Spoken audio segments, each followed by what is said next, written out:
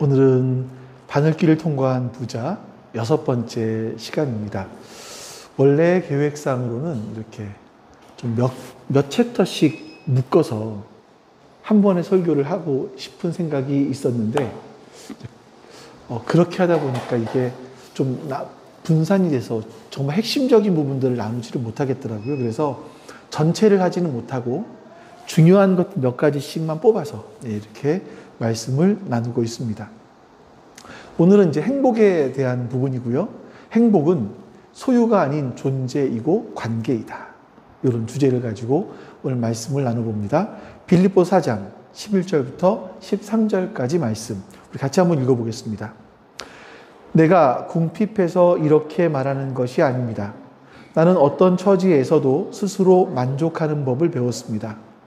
나는 비천하게 살 줄도 알고 풍부하게 살 줄도 압니다. 배부르거나 굶주리거나 풍족하거나 궁핍하거나 그 어떤 경우에도 적응할 수 있는 비결을 배웠습니다. 나에게 능력을 주시는 분 안에서 나는 모든 것을 할 수 있습니다. 아멘. 혹시 위시 리스트라는 그 말을 들어보신 적이 있는지 모르겠어요. 말 그대로 소원 목록이죠. 소원 목록.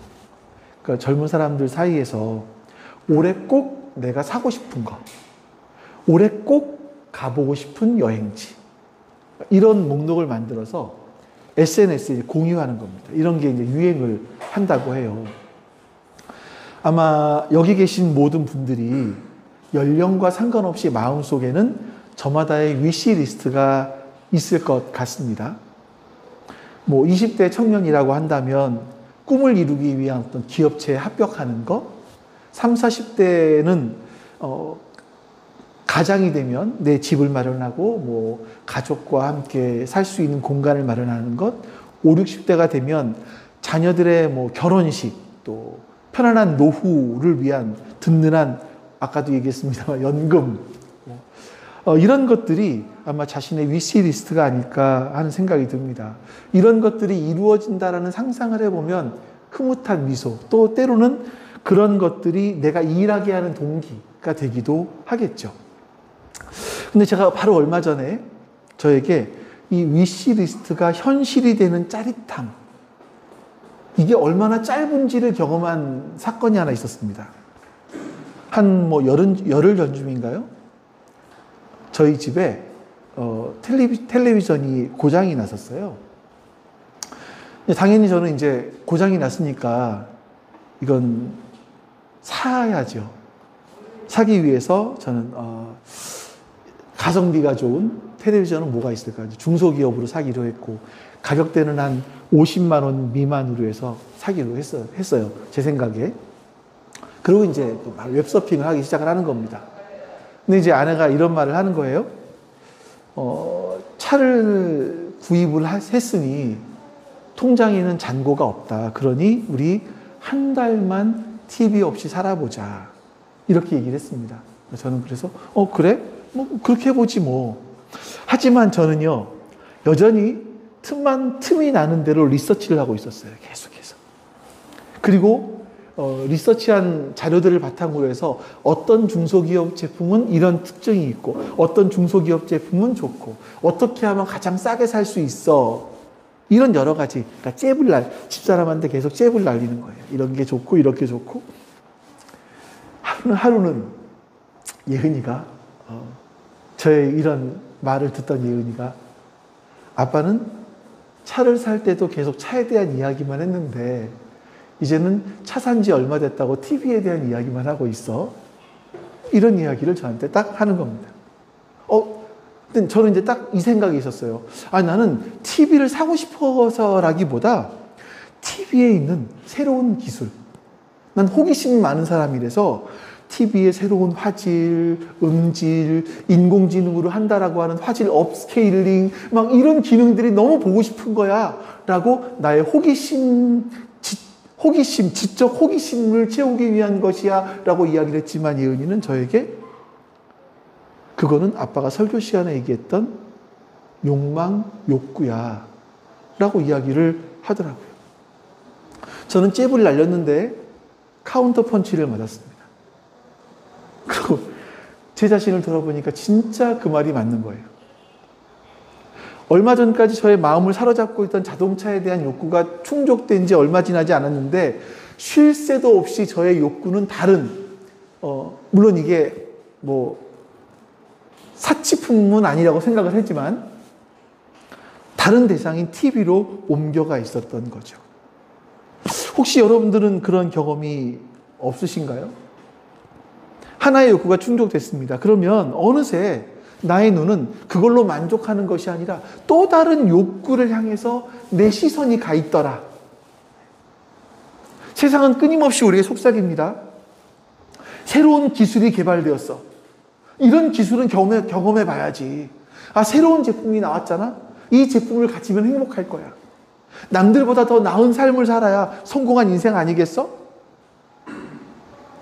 근데 소유를 통해서 얻게 되는 행복은 마치 최신 스마트폰 배터리와 같습니다. 처음에는 완벽해 보이는데 시간이 지날수록 아주 빨리 방전이 되어버려요. 여러분, 오늘 우리가 읽은 빌립보서 말씀은요, 소유에 목말라 하고 있는 우리에게 전혀 다른 행복에 대한 이야기를 하고 있습니다. 바울이 편지를 쓰고 있을 때 바울이 있었던 곳은요, 화려한 궁전도 아니고 안락한 서재에서 쓰는 것도 아니었습니다. 바울은 지금 로마의 감옥, 지하 감옥, 축축하고 차가운 돌 바닥에서 이 편지를 쓰고 있는 거죠. 바울에게는 지금 위시리스트? 이런 거는 꿈도 꿀 수 없어요. 그냥 내가 내일도 살아남을 수 있을까? 이 정도밖에는 안 되는 절망적인 상황이 있었습니다. 그런데 바울이 지금 이런 절망의 한복판에서 나는 어떤 형편에 있든지 자족하기를 배웠다? 이렇게 얘기해요. 내게 능력 주시는 자 안에서 나는 모든 걸 할 수 있다? 이렇게 외치고 있는 겁니다. 자, 이런 극한 상황에서 정신 승리, 어떤 공허한 허세, 이런 걸 부리는 게 아니라 정말 세상이 줄 수도 없고 세상이 알 수도 없는 진짜 행복의 비밀을 바울은 발견한 거죠. 이 비밀을 발견한 자의 영혼 속에서 그냥 막 솟구쳐 나오는 그 고백이 이 빌립보서에 있는 그 고백인 거예요. 그래서 우리가 이런 바울이 왜 이런 고백, 이렇게 고백했는지를 보면 이 거대한 소비주의의 물결에서 우리를 건져내시고 이 상황 속에서 우리에게 행복을 주시기 위한 그 하나님의 마음, 예수님의 마음을 우리가 알 수 있지 않을까. 예. 그래서 오늘 우리는요, 바울로부터 3가지의 비결을 한번 배워보려고 합니다. 근데 바울이 이렇게 얘기를 하는 거예요. 참된 행복을 얻을 수 있는 비결은 훈련에서 오는 거야. 훈련을 통해서 오는 거야. 이렇게 얘기를 해요. 10절 말씀, 11절 말씀 같이 한번 읽어볼까요? 같이 읽습니다. 내가 궁핍해서 이렇게 말하는 것이 아닙니다. 나는 어떤 처지에서도 스스로 만족하는 법을 배웠습니다. 자, 바울이 먼저 만족하는 법을 배웠다 이렇게 얘기합니다. 이 만족, 옛날 성경에는 자족이라고 되어 있지 않습니까? 이거는요, 저절로 얻어지게 되는 감정이나 타고난 성품이 아니에요. 배움과 훈련을 통해서 얻게 된다는 거예요. 헬라어 원문에서 이 배웠다라는 단어가요, 단순히 나 지식을 습득했어, 이 원리를 알았어, 이것이 아니라 경험을 통해서 내 몸으로 체득하는 겁니다. 그러니까 이게 이런 거죠. 쉽게 얘기하면 근데 근육을 단련하잖아요. 근육을 단련하는 것처럼 오랜 시간 막 훈련을 하는 거예요. 끊임없이 훈련. 이렇게 훈련을 통해서 얻어낸 영적인 근력, 이런 것과 같다. 이 배운다라는 것이요. 자, 여러분, 제가 이걸 배운다라는 단어를 좀 공부해 봤을 때 저에게 굉장히 희망이 생겼어요. 소망이 생겼습니다. 굉장히 많이 위로가 됐어요. 아니, 저는 지금 금방 얼마 전까지 차를 6천만 원이 넘는 차를 샀는데 바로 지나서 또 TV에 대한 내 욕망, 욕구를 분출하고 있는 저의 모습을 보면서 이게 욕망이었구나. 내 욕구였구나. 끊임없이 내 속에서 나오는 이런 무언가를 소비하고 무언가를 채우고 무언가 새로운 것을 막 하고 싶어하는 이런 욕구였구나라는 것을 깨닫게 되고 약간의 절망감이 있었던 저에게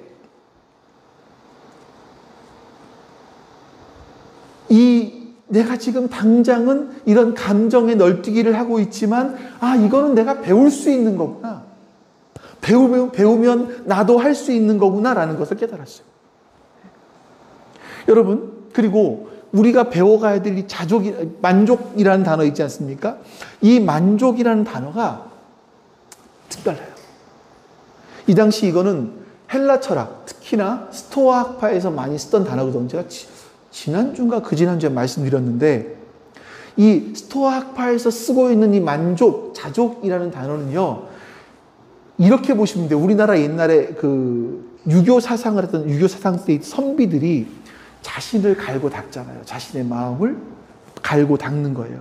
자신의 내면의 이성, 의지 이런 것으로 내 평정심을 유지하는 거예요. 어떤 외부의 환경의 어려움들이 찾아와도 내 마음의 평정심을 흔들 수 없어. 이런 강한 어떤 내적인 이런 것들을 스토아파에서는 만족, 자족이라고 했거든요.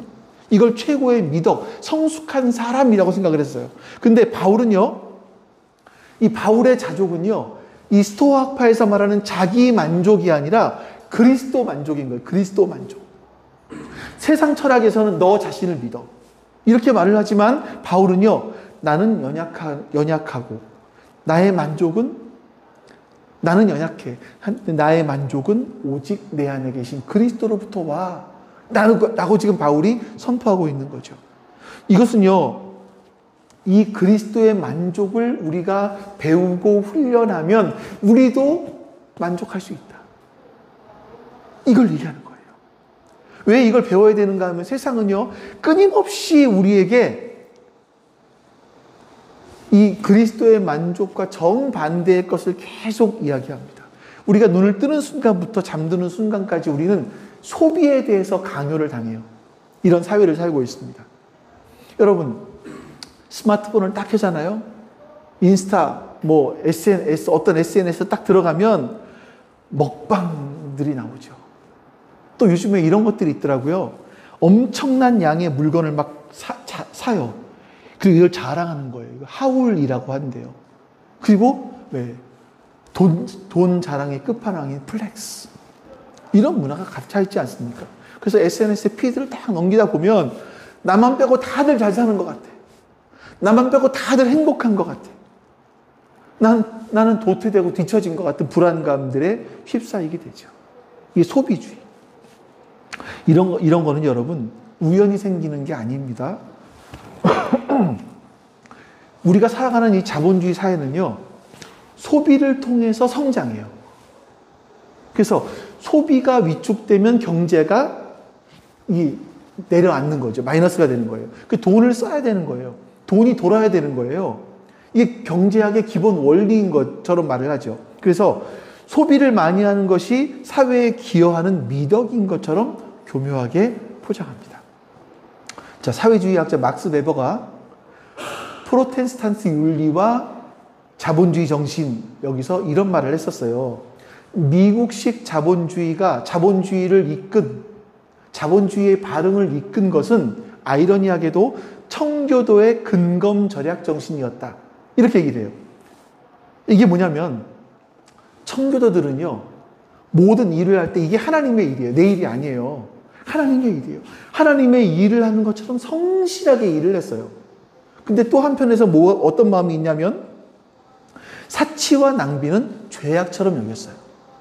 열심히 일을 하고 그래서 경제가 살아나는 것 같았었는데 문제가 뭐냐면 사치와 낭비는 죄로 여겼기 때문에 돈을 쓰지 않는 거예요. 자신들은 부를 축적했는데 또 물건을 많이 생산하면서 부를 축적했는데 문제가 뭐냐면 이 절약 정신 때문에 물건이 팔리지를 않아. 그러니까 경제의 발목을 잡게 되는 거죠. 그 창고에 물건은 쌓이게 되고 돈은 돌지 않고, 이래서 정치인들과 기업인들이 합쳐서 뭘 내놓냐면 사람들의 지갑을 열 방법을 강구해냅니다. 이게 소비주의예요. 소비주의의 탄생이 여기서 시작됐습니다. 굳이 나에게 필요 없는 물건이 꼭 필요한 것처럼 세뇌를 시켜요. 무엇을 통해서? 광고를 통해서. 이런 마케팅 전략이 개발되면서 사람들은요, 필요가 아니라 욕망에 따라서 소비하는 일들이 막 일어나기 시작을 하는 겁니다. 한번 여러분 생각해 보십시오. 우리가 1, 2년 만에 스마트폰을 바꾸는 게 필요해서입니까? 아니면 욕망 때문입니까? 작년에 산 옷이 낡고 해졌기 때문에 올해도 옷을 새로 사 입습니까? 아니면 새로운 옷에 대한 욕망 때문입니까? 광고는 우리의 교묘하게 속삭입니다. 이 신제품이 없으면 당신은 최신 유행에서 뒤처진 사람이야. 이 명품을 가지지 않으면 당신은 당신의 가치가 증명되지 않아. 이런 거죠. 자, 이런 경제계, 기업들의 노력에 의해서 소비자들은요, 쓰지 않아도 될 돈을 쓰기 시작을 합니다. 그래서 미국 경기가 다시 일어서게 됐어요. 여기에 이제 문제가 많이 있는 거겠지만, 여러분, 이렇게 현대 사회는요, 우리의 필요를 채워주는 걸 넘어서 우리의 욕망을 끊임없이 인공적으로 만들어냅니다. 그리고 그것을 소비하게 하는 시스템 위에 우리는 서 있는 거죠. 사진 하나 볼까요?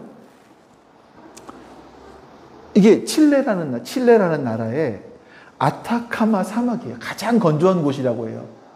1년에 4만 톤씩 여기에 전 세계 그 부유한 나라에서 입던 옷들이 한 번 입고 1년 입고 버려진 옷들이 일로 갑니다.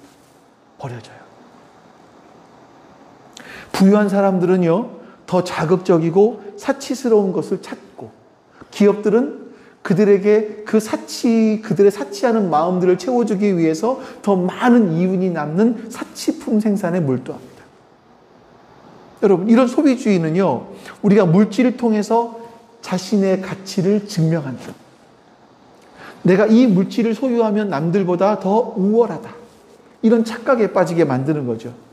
우리가 이런 명품을 가지고 있으니 나도 명품 인간이고, 이제 사람들이 나를 함부로 무시할 수 없어. 이런 생각을 하게 만드는 겁니다.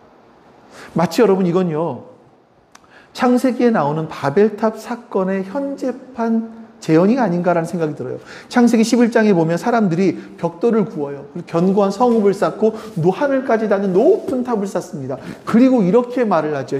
창세기 11장에서 같이 읽어봅니다. 그들은 또 말하였다. 자, 도시를 세우고 그 안에 탑을 쌓고서 탑 꼭대기가 하늘에 닿게 하여 우리의 이름을 날리고 온 땅 위에 흩어지지 않게 하자. 사람들은 하나님의 영광이 아니라 우리의 이름을 날리기 위해서, 나의 이름을 날리기 위해서 탑을 쌓았습니다. 끊임없는 소비를 통해서 사람들이 행복감과 안정감을 얻으려고 하는 현대인의 모습이 21세기판 경제 바벨탑이 아닌가 하는 생각이 들어요.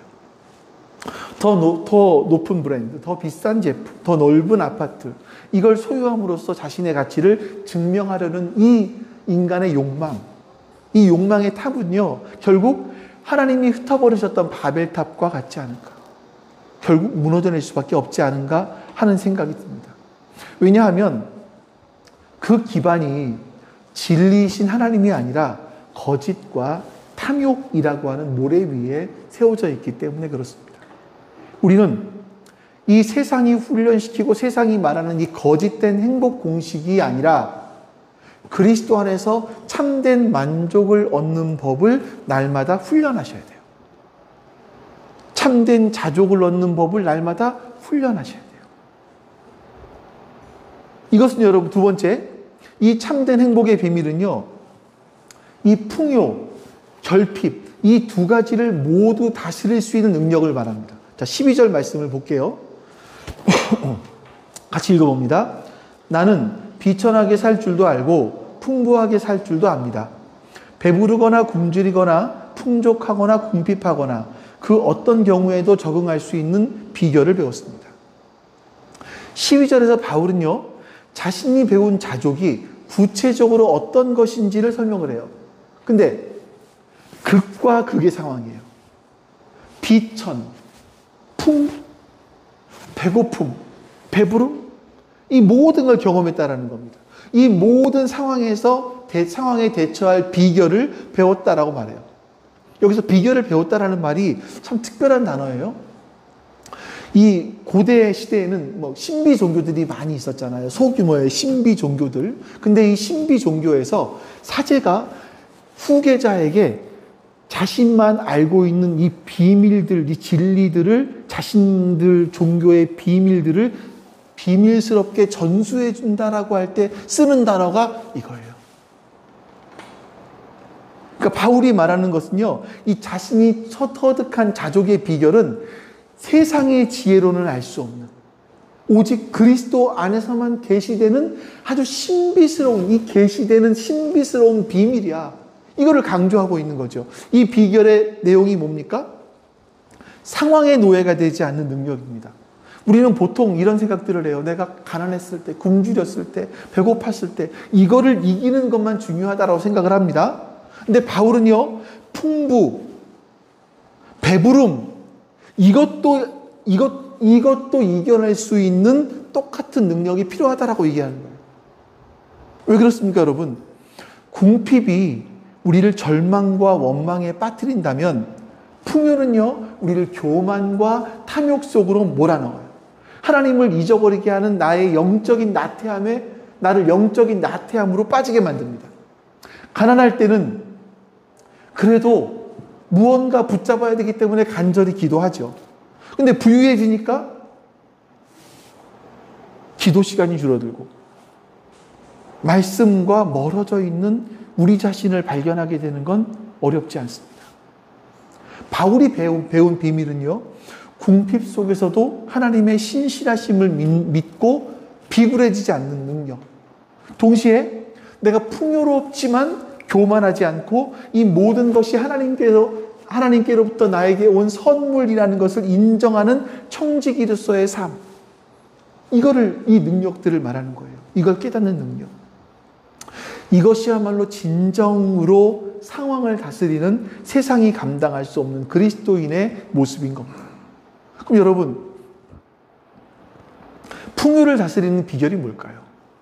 이 바늘길을 통과한 부자에서 계속 강조하는 게 이거예요. 근데 저는 이분이 강조하는 것만큼 강조를 못해요. 몇 챕터는 빼버렸어요.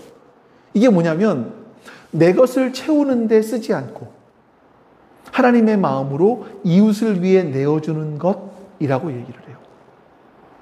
그러니까 나를 위한 삶보다 남을 위한 삶을 살아갈 때 비교할 수 없는 큰 기쁨이 있다. 이 기쁨의 역설에 대해서 이야기를 합니다. 자, 바늘길을 통과한 부자 책에서 보면 나눔에 대해서 이제 이야기를 꺼내면서 사람들이 하는 질문 한 가지를 합니다. 내가 이렇게 땀 흘려 일해서 번 돈을 왜 남 좋은 일을 시켜요? 이거예요.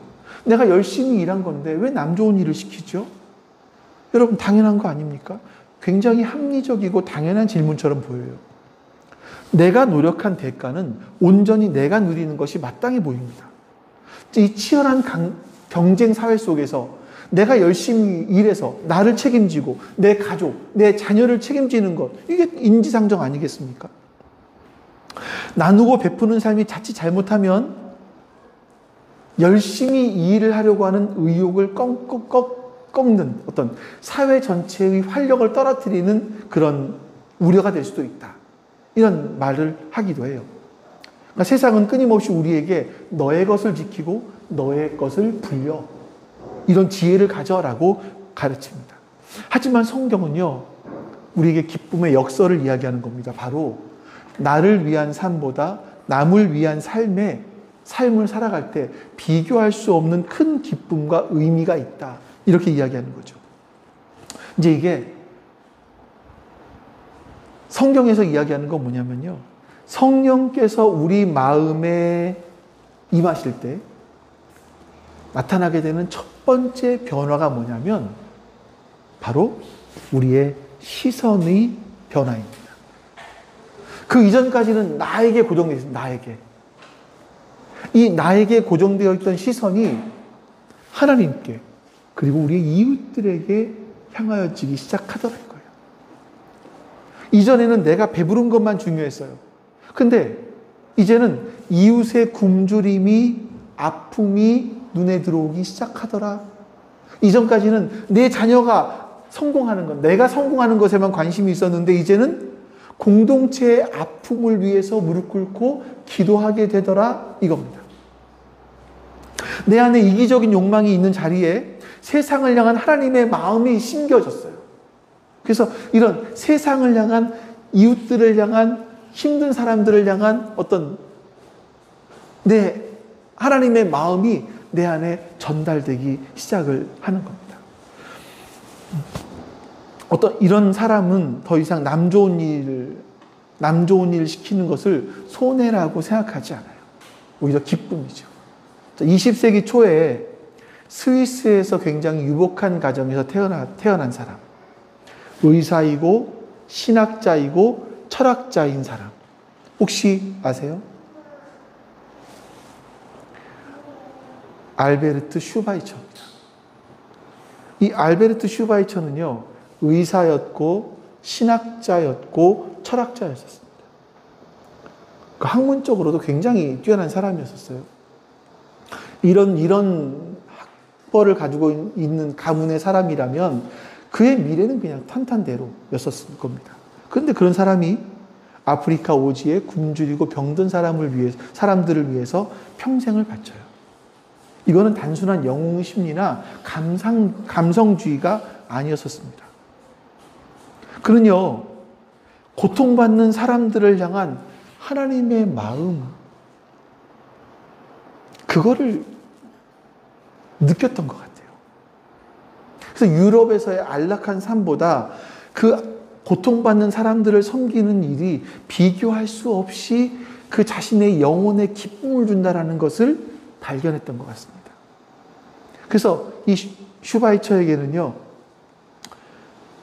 자신이 그들을 위해 헌신하는 것은 남 좋은 일이 아니라 사실은 자신의 영혼을 가장 살찌우는 그런 나를 위한 최고의 일이었던 거죠. 여러분, 이게 에이리 프롬이 얘기한 소유냐 존재냐 그 책에서 말하고 있는 쾌락과 기쁨의 차이예요.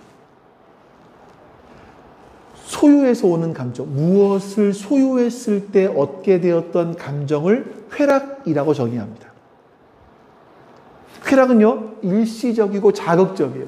결국 우리를 더 큰 욕망의 노예로 만듭니다. 근데 존재 자체에서 오는 순수한 감정이 기쁨이라고 이야기를 해요. 그 기쁨은 우리 영혼을 살리고 작은 것에도 감사하게 만들고 우리를 더 온전한 사람으로 만들어간다, 이렇게 얘기를 합니다. 그러니까 여러분, 지금 무언가를 소유했을 때 얻게 되는 그 쾌락, 그것을 여러분들이 추구하고 계십니까? 아니면 내 존재 자체에서부터 나오는 기쁨, 여러분들은 이거를 추구하고 계십니까? 보셔야 돼요. 성경에는요, 진짜 기쁨을 맛보고 추구했던 사람들의 이야기가 나옵니다. 사도행전 2장에 보시면 초대교회 공동체의 모습이 그랬어요. 한번 볼까요? 믿는 사람은 모두 함께 지냈어요. 그리고 모든 것을 공동으로 소유했습니다. 그들은 재산과 소유물을 팔아서 모든 사람에게 필요한 대로 나누어 줬어요. 그리고 날마다 한 마음으로 성전에 열심히 모이고 집집이 돌아가면서 빵을 떼며 순수한 마음으로 기쁘게 음식을 먹었습니다. 여기서 중요한 단어가 뭐냐면요, 순전한 마음과 기쁨이라는 단어예요. 초대교회는 누가 시켜서 억지로 마지못해서 자신의 재산을 나눈 것이 아니었었습니다. 그들 안에는요, 성령님께서 주시는 그 세상 사람들이 알지도 못하고 느껴보지도 못한 기쁨들이 있었습니다. 이게 너무 큰 거예요. 너무 크다 보니까 나의 것과 너의 것을 구분하는 경계가 사라져버린 겁니다. 무의미해진 거예요. 예수 그리스도의 십자가 그 크신 사랑을 받고 보니까 그 사랑으로 말미암아 우리가 예수의 피를 나눈 한 가족이 되었다라는 이 벅찬 감격이 자신들의 소유에 대한 경계선을 허물고 서로의 필요를 채우는 이런 사랑의 실천을 하게 된 거죠. 마치 이 앞에 걸 딱 보면요, 뭐 같냐면 공산주의를 얘기하는 것 같아요. 공산주의가 딱 그렇잖아요. 이렇게 얘기를 하잖아요. 공산주의적 이 분배 시스템을 말하는 것이 아니라 이거는 예수 그리스도의 십자가 사랑으로 거듭난 자들이 추구하게 되는, 그들 속에서 터져나오게 되는 자발적 반응, 자발적 기쁨의 반응이라고 말할 수 있을 겁니다. 이건 이기적인 욕망에 사로잡혀 있던 옛사람이 죽었어요. 그리고 이제는 이웃의 아픔을 나의 아픔으로 여기고 함께 울고 함께 웃는 새로운 피조물이 된 변화된 사람들이 나타나게 되는 반응이라는 겁니다. 자연스러운 열매라는 거죠. 여러분, 나만을 위한 삶은요, 우리에게 순간적인 쾌락을 줄 수 있습니다. 하지만 결코 영원한 기쁨을 주지는 못합니다. 하나님과 이웃을 위한 나의 시간, 나의 재능, 나의 물질을 기꺼이 내어줄 때 비로소 우리는 세상이 줄 수 없는 참된 기쁨, 하나님 나라의 충만함을 맛볼 수 있게 될 것입니다. 세 번째, 자, 이 모든 이 비결의 능력은요, 내가 그리스도 안에 거할 때 주어집니다. 그리스도 안에 거할 때. 13절 말씀을 보겠습니다. 같이 읽어보죠. 나에게 능력을 주시는 분 안에서 나는 모든 것을 할 수 있습니다. 이 말씀은요, 성경에서 사람들에게 가장 많은 사랑을 받기도 하고 가장 사람들이 많이 오해하는 말씀이에요. 많은 사람들이 이 말씀을 마치 성공을 거두게 하는 주문 또는 긍정의 힘을 불어넣는 만트라 이런 것처럼 사람들이 사용을 하는 단어죠. 주님이 나에게 힘 주시면 나는 시험에 합격할 수 있다. 주님이 나에게 힘 주시면 나는 이 사업 성공할 수 있다. 이런 거. 물론 하나님께서 우리가 선한 소원을 갖고 있었을 때 그런 이 소원을 이룰 수 있는 능력 주시는 분이세요. 근데 이 말씀에 대한 1차적인 의미는 그런 게 아닙니다. 여기서 모든 것, 나는 모든 것을 할 수 있다라고 했을 때 이 모든 것은요, 세상에서의 성공만을 포함하고 있지 않습니다. 바로 앞에 12절에서 말하고 있는 모든 상황, 12절 말씀 한번 보여줄래요?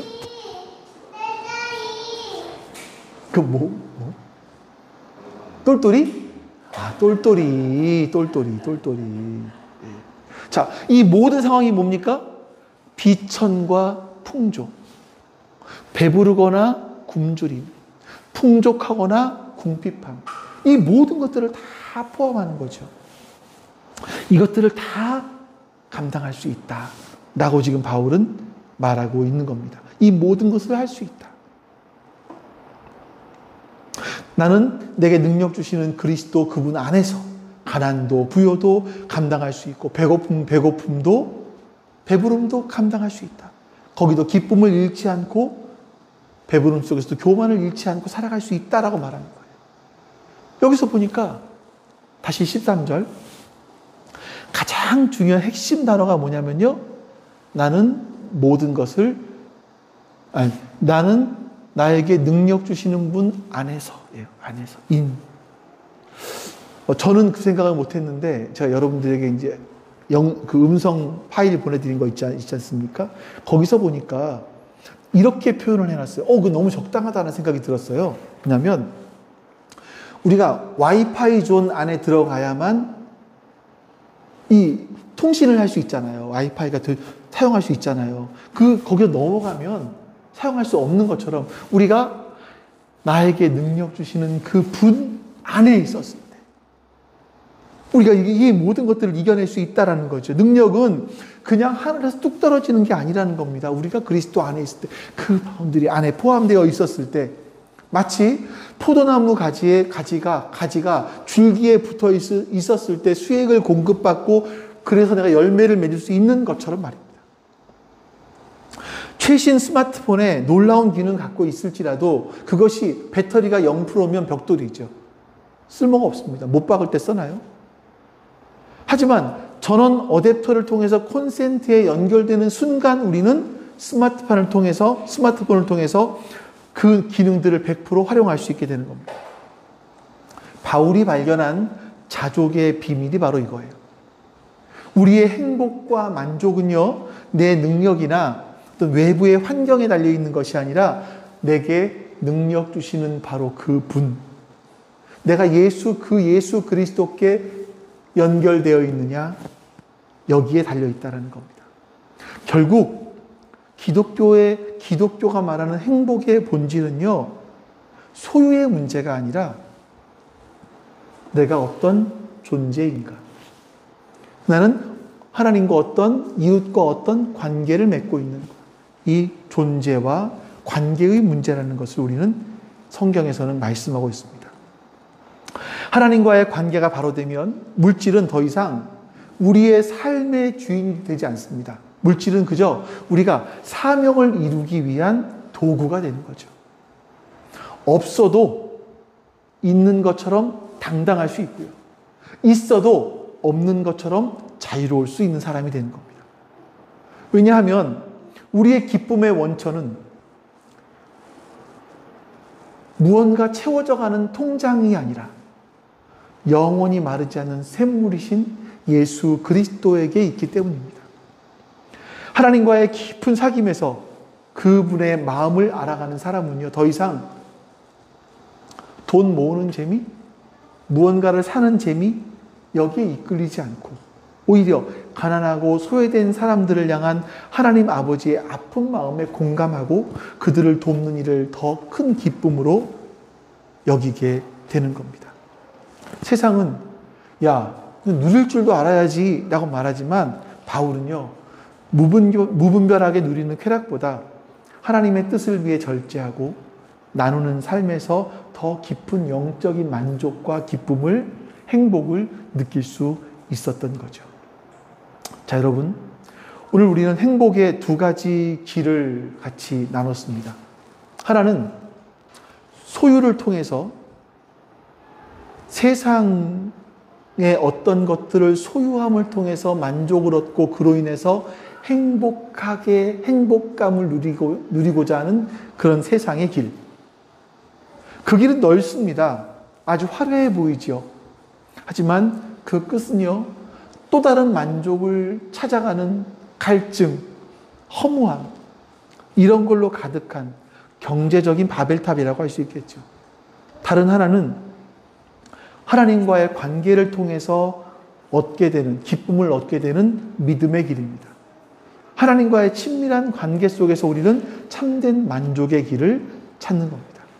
중요한 건 여러분, 이제 여러분들이 선택하시는 거예요. 믿음은 선택입니다.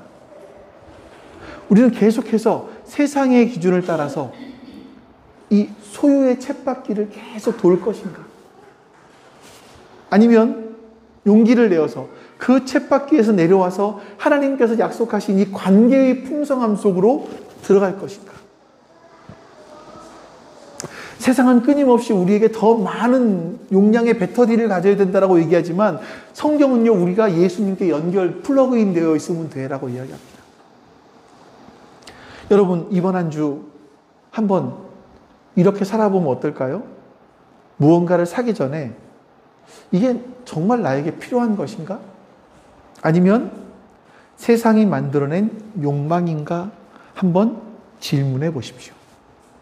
그리고 나의 시간과 나의 물질, 이런 작은 일부라도 누군가 필요한 사람을 위해서 그 필요를 채워주는데 한번 사용해 보십시오. 여러분의 재능들, 여러분의 시간들, 때로는 여러분의 물질을 한번 사용해 보십시오. 거기서 참된 기쁨을 누리실 수 있게 될 겁니다. 바라기는 우리 모두가 세상이라고 하는 보조 배터리에 의존하는 삶을 멈추고 능력의 근원이신 예수 그리스도께 연결됨으로 말미암아 소유의 많고 적음 여기에 흔들리지 않는 참된 행복, 참된 기쁨, 참된 자유를 누리는 여러분과 제가 될 수 있기를 주님의 이름으로 축원합니다. 아멘. 하나님, 우리는 무엇에 만족하는 사람인지 돌아보게 해주시옵소서. 세상 소비주의가 우리에게 더 많이 가지라고, 더 많이 소유하라고 그러면 행복해질 것이라고 말하는 그 유혹에 넘어가는 사람인지, 아니면 예수 그리스도 한 분만으로, 그분으로부터는 그 기쁨으로, 또 주님이 주신 것들을 세상 사람들에게 나눔으로 우리에게 찾아오는 영적 기쁨을 우리의 만족으로 삼고 살아가는 사람인지 다시 한번 우리 자신을 돌아보게 해주시고, 이제 우리가 삶 가운데 선택하게 해주시옵소서. 어떤 것이 정말 영원하고 참된 기쁨이고 행복인지 우리가 바로 알았다면 선택하고 실천할 수 있는 우리가 될 수 있도록 도와주시옵소서. 여호와는 내게 복을 주시고 너를 지키시기를 원하며, 여호와는 그의 얼굴을 내게 비추사 은혜 베푸시기를 원하며, 여호와는 그 얼굴을 내게로 향하여 두사 평강 주시기를 원하노라. 아멘. 이제는 우리에게 참된 생명을 주시기 위하여, 참된 행복을 주시기 위하여 이 땅에 오신 예수 그리스도의 은혜와 우리에게 그 예수님을 보내시기까지 우리를 사랑하신 아버지 하나님의 사랑하심과 그 사랑이 우리의 가슴에 절절히 와닿게 해주시는 성령 하나님의 함께 하심이 지금 주 앞에 모여 예배드린 모든 하나님 백성들 머리 위에 지금부터 영원토록 함께 하시기를 간절히 축원하옵나이다. 아멘.